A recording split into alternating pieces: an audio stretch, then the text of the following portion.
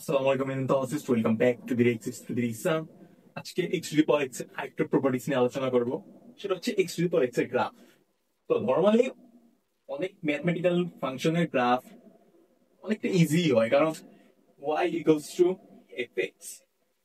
যে কোনো ধরনের ফাংশনের ওয়াই এর একটা মান দিয়ে সেটা এক্স এর একটা মান দিয়ে দুটার মধ্যে সম্পর্ক তৈরি করে ওয়াই এক্সিস এক্সিস এর মান বসায় একটা গ্রাফ সবাই বানাইতে পারে। যেমন একটা গ্রাফ কার্ভ হইতে পারে, স্ট্রেট লাইন হইতে পারে, বা প্যারাবোলা হইতে পারে, যে কোনো ধরনের হইতে পারে।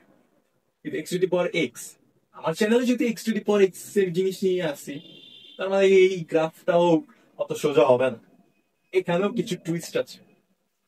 তো গ্রাফ নিয়ে আলোচনা করার আগে কিছু জিনিস আমাদের জানতে হবে। এই x to the power x এর জিরোর মানের জন্য এটা কি মান আসে, পজিটিভ ভ্যালুর জন্য, নেগেটিভ ভ্যালুর জন্য, এবং একটা ফাংশনের এক্সট্রিম ভ্যালু বা চরম মান আমরা বের করবো। আর এটার ফাংশনের ম্যাক্সিমাম আর মিনিমাম, যেটা আমরা লঘুমান গুণমান বলি। আরেকটা সিক্রেট আছে, সিক্রেটটা পরে জানাবো। আজকে আগে এই চারটা জিনিস আগে বের করে নিই। ফার্স্টে আমরা x to the power x এর পজিটিভ ভ্যালু দিয়ে আলোচনা করবো, এরপর নেগেটিভ ভ্যালু, আর নেগেটিভ ভ্যালুর ভিতরে টুইস্ট আছে। তো চলো লেটস গেট স্টার্টেড। ওকে, এখন আমরা এক্স এর জিরো মানের জন্য বের করি। তো এক্স যখন জিরো, তখন x to the power x equals to zero to the power zero. ফার্স্টেই জানেন, কারণ zero to the power zero হচ্ছে আনডিফাইনাইট ফর্ম।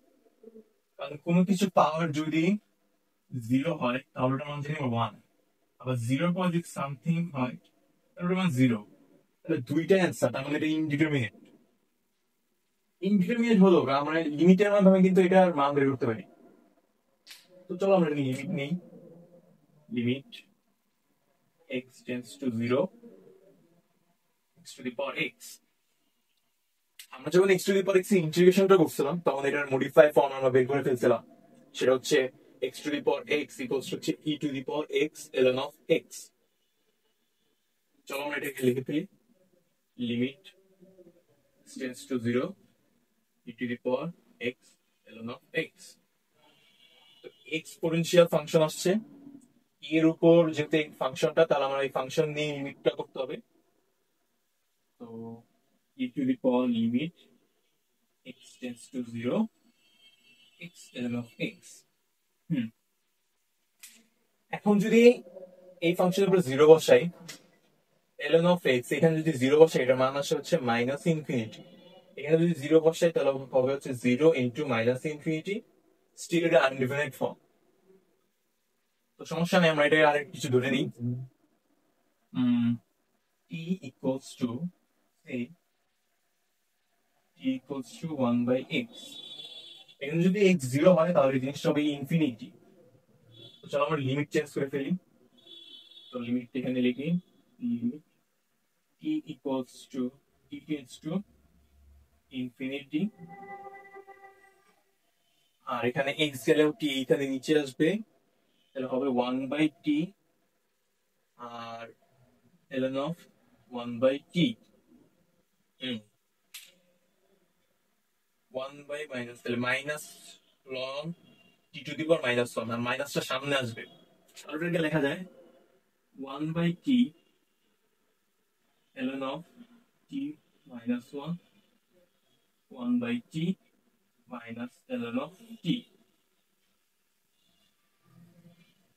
টি এটা যদি ভাগ হয়ে যায়, t minus ln of t. Okay, limit কিন্তু চেঞ্জ হয়েছে। Limit t tends to infinity. এখানে যদি টি এর মান যদি ইনফিনিটি বসাই, তাহলে পুরো জিনিসটা হবে হচ্ছে জিরো। ওকে, তাহলে আমাদের আগের লিমিটটা ছিল, আমরা এটারে চেঞ্জ করে এই জিনিসটা লিখছি, এবং এইটাই জিরো। ওকে, তাহলে ই টু দি পাওয়ার জিরো এটা হচ্ছে ওয়ান। ওকে, এক্স হচ্ছে জিরো, তখন x to the power x অথবা zero to the power zero হচ্ছে ওয়ান। ওকে, মান এটা পেয়ে গেছি। আমি অনেক তাড়াতাড়ি করছি কারণ সামনে আরো অনেক টুইস্ট আছে। লিমিট তোমরা যেহেতু পারো, তাই লিমিটটা অনেক তাড়াতাড়ি দেখাইছি। এটা অনেক ইজি লিমিট ছিল। ওকে, আমরা এই জিরো টু দি পাওয়ার জিরোর জন্য ওয়ান পেয়ে গেছি। পজিটিভ এক্স এর মান এখানে যদি পজিটিভ বসাই, এখানেও পজিটিভ মান বসাই, হ্যাঁ, এটার কোনো আনডিফিনাইট বা ফর্ম ওরকম কিছু আছে, তার মানে কোনো ঝামেলা নাই। নেগেটিভটা পরে আমরা আলোচনা করবো, এটা এখন বাদ। চলো এক্সট্রিম ভ্যালু বের করি আর মিনিমা এন্ড ম্যাক্সিমাম ভ্যালু। চলো ওকে, এখন আমরা এই ফাংশনের এক্সট্রিম ভ্যালু বের করবো। কোন একটা ফাংশনের এক্সট্রিম ভ্যালু বের করার জন্য আমার ডিফারেন্সিয়েশন লাগে। তো x to the power x এর ডিফারেন্সিয়েশন অনেক ইজি, এটা মুখস্থ সবার। X to the power x, এটা যদি ডিফারেন্সিয়েশন করি তাহলে এটা হয় হচ্ছে x to the power x ln of x plus 1। Extreme value বের করার জন্য ডিফারেন্সিয়েশনের ফর্মকে জিরো ধরে নিতে হয়। ধরলাম জিরো, এটা যদি গুণাকারে আসছে বলতো এটা কোনটা zero? X to the power x, এটা কি জিরো? এক্স যখন জিরো হবে এটা পুরো মানটাই আসছে ওয়ান, তাহলে এটা তো জিরো হবে না। তাহলে জিরো কোনটা? এইটা। তো চলো ln of x plus 1 equals to 0, ln of x 1 এর পাশে পাঠিয়ে দিলে -1, ln এর বেস যেহেতু e, তাহলে x হচ্ছে e to the power -1 equals to 1 by e। 1 by e এটি হচ্ছে এই ফাংশনের এক্সট্রিম পয়েন্ট। আচ্ছা, আমরা এটা আলো একটা জিনিস চিন্তা করি, এইখানে হচ্ছে 0, এখানে হচ্ছে 1 by e। হ্যাঁ, 1 by e এর বাম পাশের একটা মানের জন্য যদি এটা মান নেগেটিভ আসে তাহলে ফাংশনটা হবে ডিক্রিজিং। 1 বাই এ এর ডান পাশের মানের জন্য যদি হয় পজিটিভ তাহলে ফাংশন হবে ইনক্রিজিং।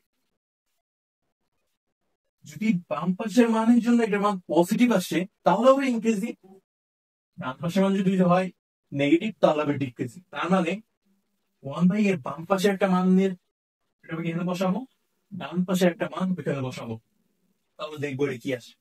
1 বাই এর বাম পাশে একটা কোন মান নিতে পারি? 1 by e square. Okay, 1 by e square এখানে বসাই। 1 বাই ই স্কোয়ার না, তাহলে ln of x plus 1, ln of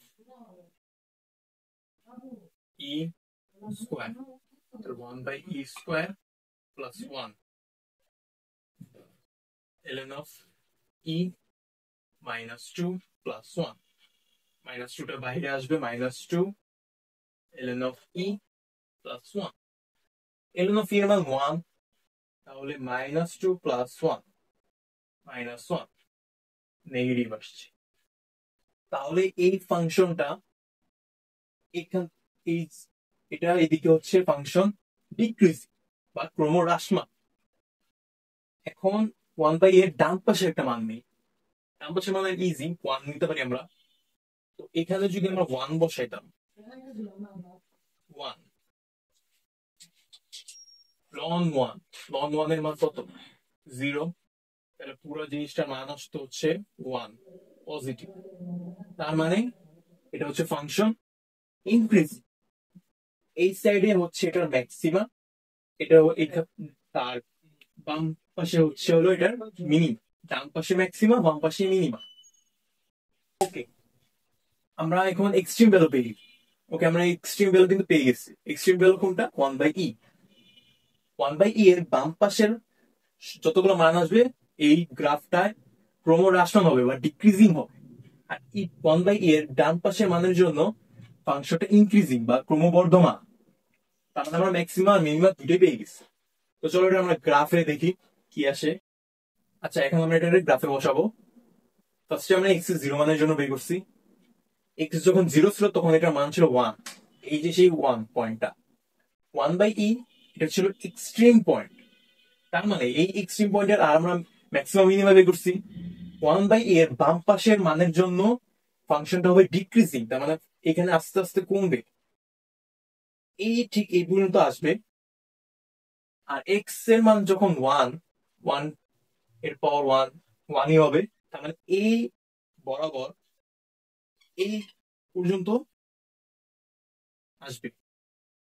R x to the power x এটা একটা অনেক বড় মান, দেখো 2 এর পাওয়ার 2 4, 3 এর পাওয়ার 3 27, আস্তে আস্তে অনেক বাড়তেছে। এটা কিন্তু অনেক র্যাপিডলি বাড়ে, কারণ এক্স এর পাওয়ার এক্স, তখন এটা আস্তে আস্তে অনেক উপরে চলে যাবে। এই মানটা কিন্তু অনেক র্যাপিডলি মানে তাড়াতাড়ি বাড়ে। এই 1 বাই এক্স এটা হচ্ছে এটার এক্সট্রিম পয়েন্ট ছিল, এই পয়েন্ট পর্যন্ত তার বাম পাশে ফাংশনটা হবে ডিক্রিজিং, এরপর যা আসবে সব হচ্ছে ইনক্রিজিং। তো মনে করতে পারো এটাই ছিল x to the power x এর গ্রাফ, কিন্তু না, আমরা কিন্তু নেগেটিভ ভ্যালুটা কিন্তু এখনো বের করিনি, আর একটা সিক্রেট আছে। তো সিক্রেটে যাওয়ার আগে এটার আমরা ডেসমস গ্রাফে দেখি এটা কেমন ভাবে রিয়াক্ট করে। চলো ডেসমস গ্রাফে চলে যাই। ওকে, আমরা এখন ডেসমোসে চলে আসছি। এই যে অরেঞ্জ কালার লাইনটা দেখতে পারতেছো, এটা হচ্ছে আমাদের সেই এক্স টু দি পাওয়ার এক্সের গ্রাফটা। এরপর আমরা এটাকে ডিফারেন্সিয়েশন করছি, এটার extreme point, minima and maxima বের করছি। চলো আমরা এটার এক্সট্রিম পয়েন্টের কালারটা একটু চেঞ্জ করে দিই, তোমাদের দেখতে সুবিধা হবে।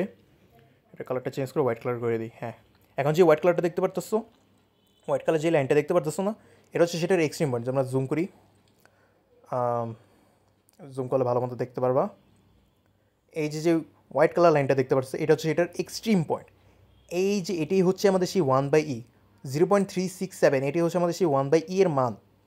এটাই হচ্ছে আমাদের সেই এক্সট্রিম পয়েন্ট। এখন এটার আমরা বাম পাশের সাইডটা দেখব, যেটা আমাদের ফাংশন ডিক্রিজিং ছিল। এই যে পিঙ্ক কালার সাইডটা দেখতে পারতেছো, এটা হচ্ছে আমাদের ফাংশনের ডিক্রিজিং পয়েন্ট। এইখানে ফাংশন আস্তে আস্তে কমে এক্সট্রিম পয়েন্ট পর্যন্ত এসে ফাংশনটা ডিক্রিজিং হয়েছে।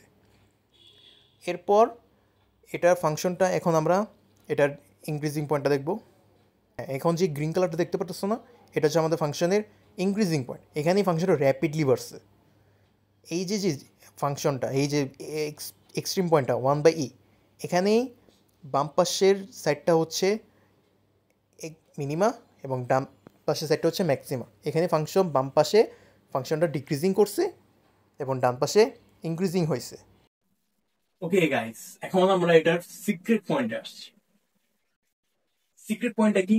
এই x to the power x function, এইখানে এই গ্রাফের কন্টিনিউয়াস এন্ড ডিসকন্টিনিউয়াস জিনিসটা আসছে। তো কি আসছে এই জিনিসটা এখন বলতে আমরা নেগেটিভ মানের জন্য এখানে কি এত ঝামেলা?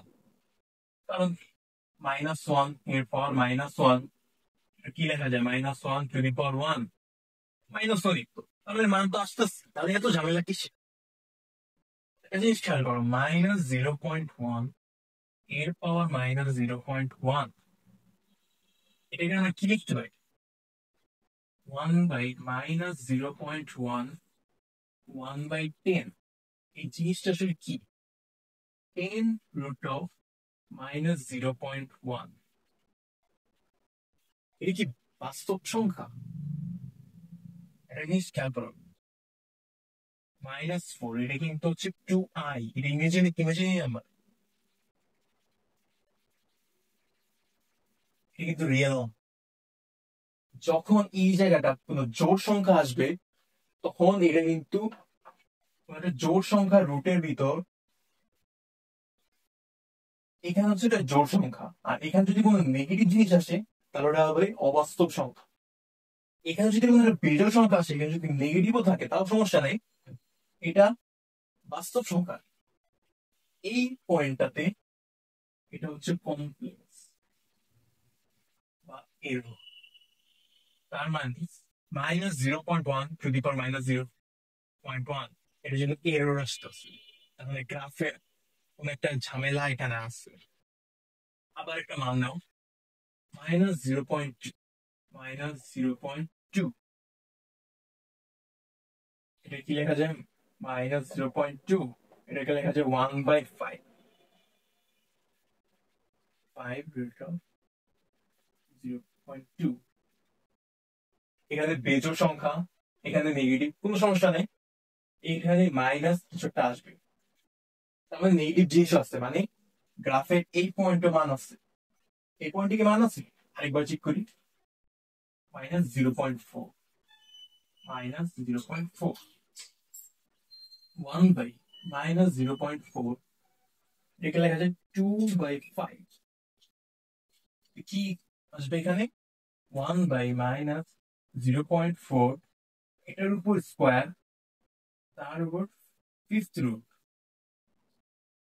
কোন একটা নেগেটিভ জিনিসের উপর স্কোয়ার থাকলে এটা হবে পজিটিভ, আর তার উপর ফিফথ রুট আছে, তার মানে আর কোনো সমস্যা নেই। তার মানে এই মানের জন্য এখানেও এক্সিস্ট করে ফাংশন, এখানেও এক্সিস্ট করে, আবার কিছু কিছু মানের জন্য এটা এক্সিস্টই করে না।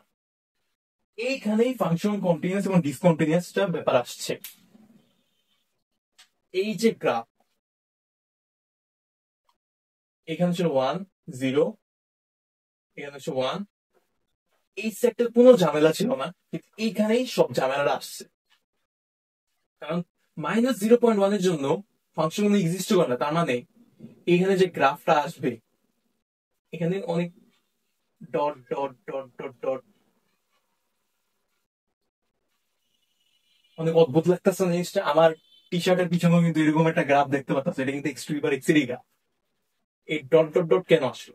কারণ -0.1 এই মানের জন্য এখানে গ্রাফে এক্সিস্ট করে না, এটার এরর আসতেছে, বা এটার কারণ এটা কমপ্লেক্স মান আসছে।